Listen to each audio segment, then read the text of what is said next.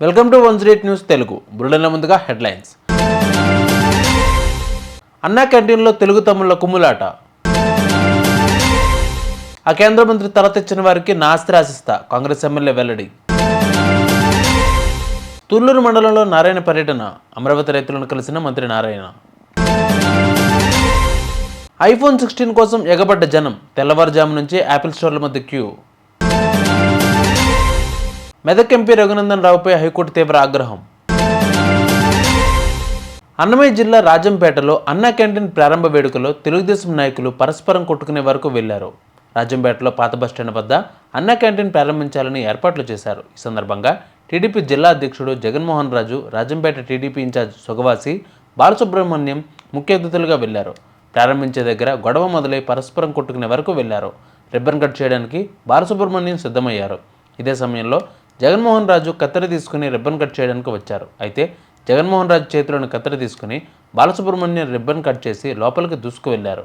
ఈ సందర్భంగా జగన్మోహన్ రాజు, బాలసుబ్రహ్మణ్యం అరుచుల మధ్య తోపులాట జరిగింది. ఇరు వర్గాల వారు గట్టిగట్టిగా కేకలు వేస్తూ కొట్టుకోవడంతో అన్నా క్యాంటీన్ కార్యాలయం కాస్త రచ్చరచ్చగా మారింది. పోలీసులు ప్రేక్షక పాత్ర పోషించారు.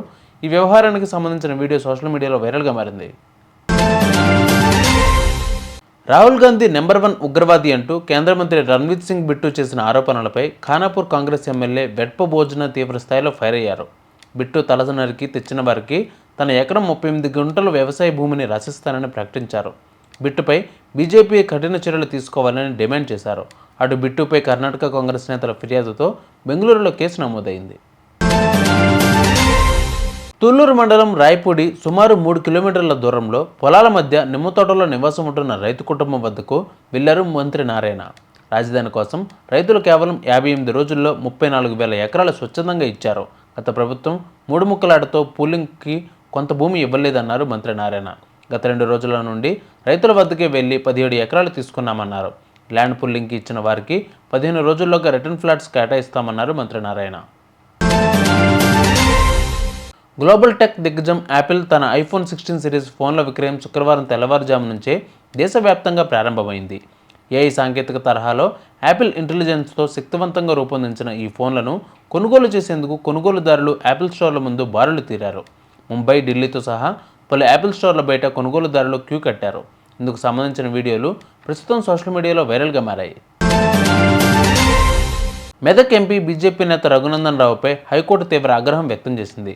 న్యాయ వ్యవస్థపై అనుచిత వ్యాఖ్యలు చేశారంటూ సీజేకు హైకోర్టు న్యాయమూర్తి లేఖ రాశారు. సుమోటో క్రిమినల్ కోర్టు ధిక్కరణ పిటిషన్గా సీజే ధర్మాసనం పరిగణలోకి తీసుకుంది. కోర్టు ధిక్కరణ పిటిషన్గా ఎందుకు పరిగణలోకి తీసుకురాదో వివరణ ఇవ్వాలంటూ రఘునందన్ రావుకు సీజే ధర్మాసనం నోటీసులు జారీ చేసింది. చూసారుగా ఇవాళ బులెటిన్ అప్డేట్స్. మరిన్ని అప్డేట్స్తో మళ్ళీ మేము ముందుకు వస్తాను. అంతవరకు కీప్ వాచింగ్ 108 న్యూస్ తెలుగు.